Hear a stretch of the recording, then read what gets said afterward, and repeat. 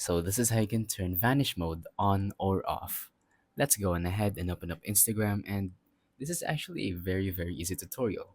Let's tap on the messages at the top right corner of the screen and then open up a message. So here we are. How do we turn on Vanish Mode? Well, it's simple.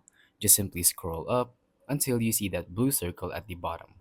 It says release to turn on Vanish Mode. You will know that it's in Vanish Mode if you see those shushing emojis fall from the screen.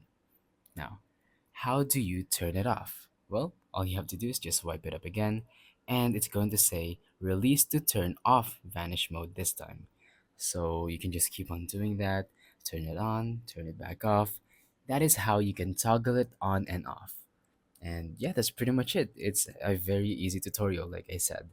Now, if the other person doesn't follow you back, you can't turn on Vanish Mode because it only happens when you're following that person and that person is following you back.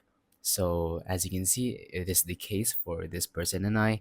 I'm following them and they are following me, so I can turn on Vanish Mode and I can turn it off as well. So that's about it for this video. Thank you for watching.